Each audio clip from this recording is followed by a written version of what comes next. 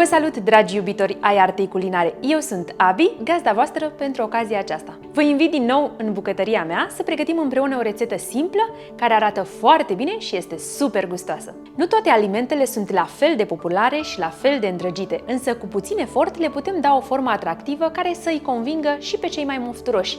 Spanacul, așa cum vedeți astăzi, este eroul nostru și la fel ca și lui Popeye marinarul ne va da și nouă puteri în bucătărie. Haideți să pornim în pregătirea tartei noastre cu spanac!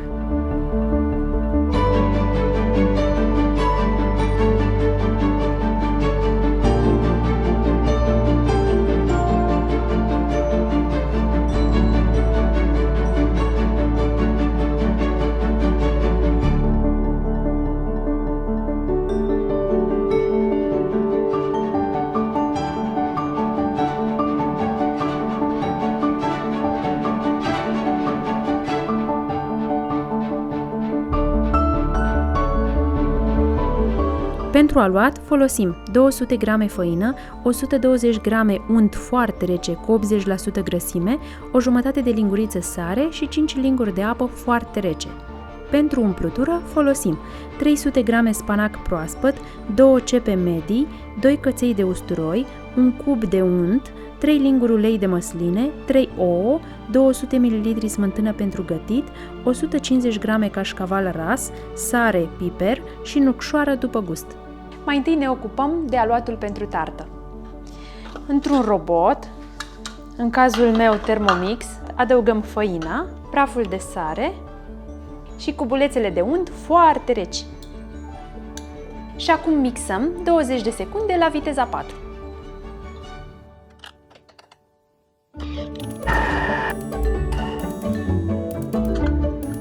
Am obținut o compoziție nisipoasă, exact așa și trebuie.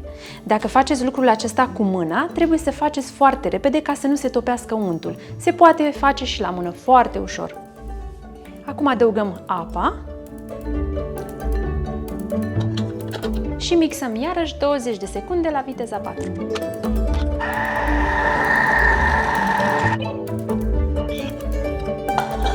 Și gata, aluatul nostru pentru tartă.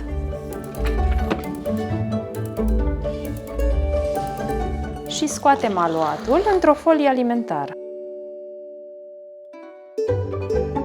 Îl modelăm așa puțin cu mâna, îl acoperim și îl punem la frigider pentru 30 de minute. Așa cum v-am spus, acest aluat se poate face foarte ușor și cu mâna, dar și cu un robot cu lama în S. Cât timp aluatul nostru stă la frigider, ne ocupăm de umplutură. Tăiem ceapa mărunt, iar usturoiul îl trecem prin presă.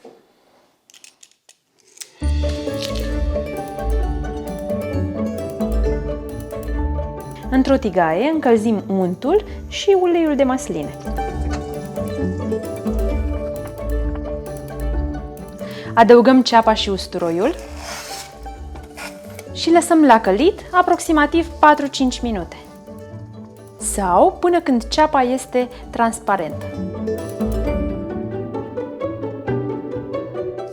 Când ceapa noastră este călită, adăugăm spanacul. Aveți grijă la ceapă să nu o ardeți. Da? Lucrați cu focul mic.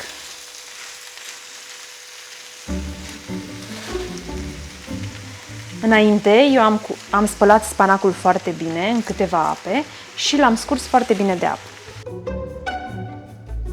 După ce a scăzut în volum, îl lăsăm și pe acesta la călit pentru aproximativ 3-4 minute. Nu exagerăm cu călirea spanacului pentru că vom pierde din culoarea aceasta verde crud. Știți cum probez eu ca să văd dacă este gata? Apăs puțin aici la codiță și dacă se mărunțește, dacă este foarte moale, e gata! Gata! Iar acum punem tot amestecul într-o sită, pentru că mai are lichid și nu avem nevoie de acesta. Pregătim și compoziția de ou și smântână. Spargem cele 3 ouă într-un bol.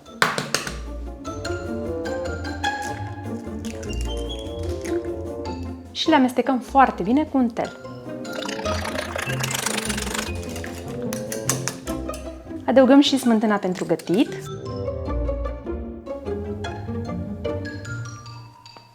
Sare. Piper.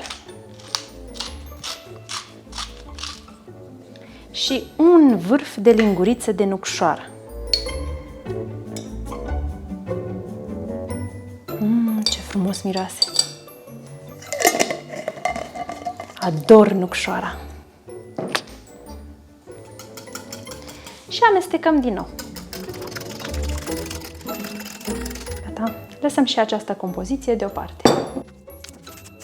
Pudrăm foarte bine blatul nostru de lucru cu făină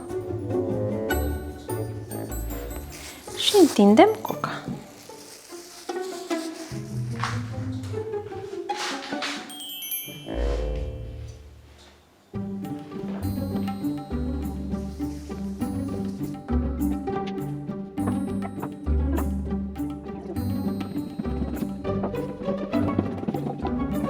Întindem foaia puțin mai mare decât forma, ca să ne ajungă și pe pereți. Tava mea este una detașabilă și îmi va fi foarte ușor să scot tarta din tavă. Acum rulăm cu grijă foaia și o așezăm în tavă. Bun, și așezăm frumos marginile. Eu marginile le pun în interior, nu le tai, că îmi pare rău de ele să le pierd, că sunt foarte bune. Dacă vreți să fie mai estetică, le puteți tăia. Iar acum, ca să ia forma aceasta frumoasă a tăvii, apăs cu degetul în fiecare adâncitură a tăvii. Și nu-i dau voie cu celălalt deget să iasă afară din tavă. Iar acum înțepăm tarta cu o furculiță, pentru că avem nevoie să nu crească la copt. Așezăm deasupra o hârtie de copt, iar pe hârtie de copt o greutate. Fasole, orez, ce boabe aveți voi la îndemână. Acestea nu dau voie tartei să crească, pentru că avem nevoie să rămână subțire. Iar acum punem la cuptor la 200 de grade Celsius pentru 20 de minute. La programul cu încălzire sus și jos, fără ventilație. Iar eu acum am să o mai las încă 10 minute fără greutate, pentru că se vede că încă nu este coaptă deasupra, încă este cocă. Da?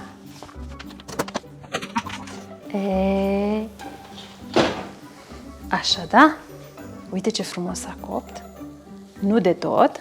Și continuăm cu umplutura. Punem pe toată suprafața spanacul nostru călit. Și acum distribuim pe toată suprafața la fel, cașcavalul nostru ras pe răzătoarea mică, l-am ras eu. Dacă aveți un cașcaval bun, care vă place foarte mult, atunci și tarta voastră va ieși foarte bună. Și amestecul de ou și smântână, la fel pe toată suprafața.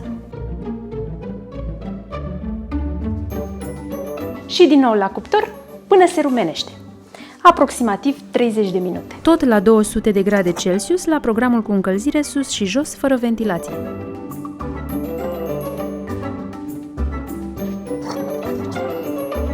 A ieșit super! Și acum este ușor să scoatem tarta din tavă. E gata de pus pe platou, dar nu de tăiat. Și acum a venit momentul să vă fac poftă. Arată foarte bine, s-a copt bine și de desubt și deasupra. Deci a stat atât cât a trebuit la cuptor. Foarte bună! Nu pot să mă decid dacă îmi place mai tare caldă sau rece, însă cred că îmi place mai tare caldă. Așa cum este acum. Este perfectă.